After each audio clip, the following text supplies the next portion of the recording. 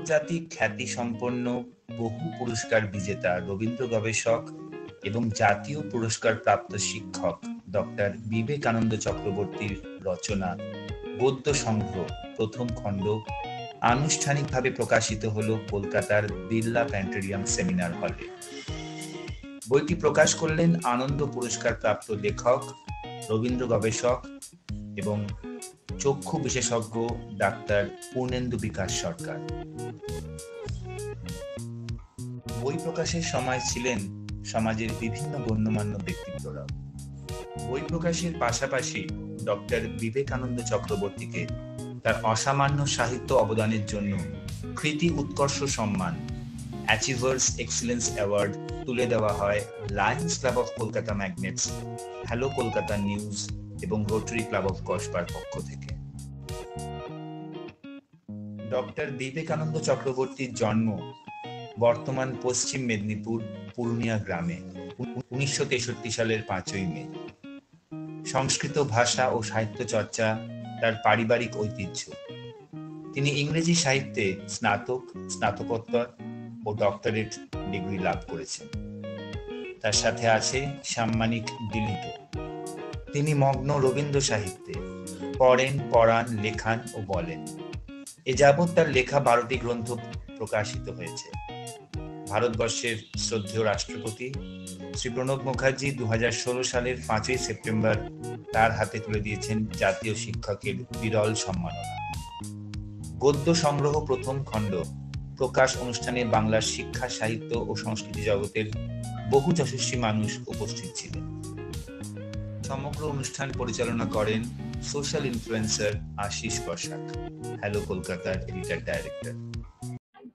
এই বইটি রবীন্দ্রনাথ সম্পর্কে 50টি প্রবন্ধের একটা সংকলন। রবীন্দ্রনাথ এবং রবীন্দ্রনাথের সৃষ্টিকর্ম নিয়ে আমি বিভিন্ন সময় প্রবন্ধ লিখেছি। সেই প্রবন্ধগুলো বিভিন্ন পত্রপত্রিকায় প্রকাশিত হয়েছে। তো এইরকম যে প্রবন্ধগুলো অর্থাৎ বিভিন্ন পত্রপত্রিকায় প্রকাশিত রবীন্দ্রনাথ এবং রবীন্দ্রনাথের সৃষ্টি সম্পর্কে যেসব প্রবন্ধ, সেইগুলোর ভিতর থেকে 50টি প্রবন্ধকে বেছে নিয়ে এই সংকলনটি করা, এবং এটার নাম দিয়েছি গদ্য সংগ্রহ প্রথম খণ্ড। দ্বিতীয় খণ্ডও বেরোবে, মানে আরো যে প্রবন্ধগুলো রয়েছে সেগুলোকে নিয়ে আমি দ্বিতীয় খণ্ড বার করব এবং পরে আবার তৃতীয় খণ্ড বেরোতে পারে। বর্তমান প্রজন্ম শুধু মোবাইলের উপর ডিপেন্ডেবল, সেই জায়গা দাঁড়িয়ে বই প্রকাশের আমরা পাই না। বিশ্বকবিকে নিয়ে লেখা এই বই মানুষের কাছে আমি মনে করি এখন সোশ্যাল নেটওয়ার্কের যে বহুল প্রচলন, তার মধ্যেও রবীন্দ্রনাথ পড়ার, রবীন্দ্রনাথ সম্পর্কে জানার মানুষের সংখ্যাও খুব একটা কম নয়। আমরা সেটা লক্ষ্য করেছি বা উপলব্ধি করেছি যে রবীন্দ্রনাথকে জানার, রবীন্দ্রনাথ সম্পর্কে পড়ার মানুষ এখনো অনেকে আছেন।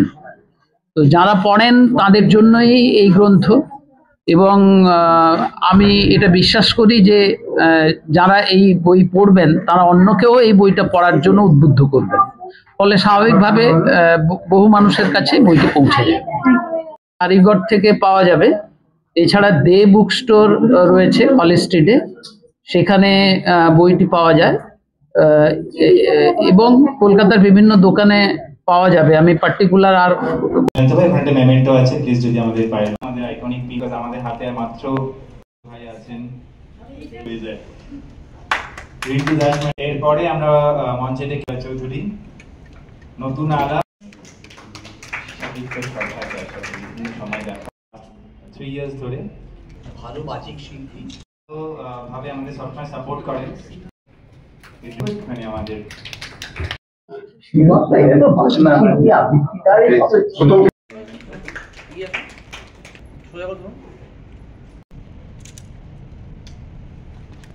প্রথম সেট আপ ছবি হয়ে যায়, পরে আবার আমরা 12 বছর বয়সে লেখা, আর মিনিস্টার স্পন এটা 15 বছর বয়সে লেখা। মানে সবাই সিরিয়াস কেন? Thank you. এবারে একটু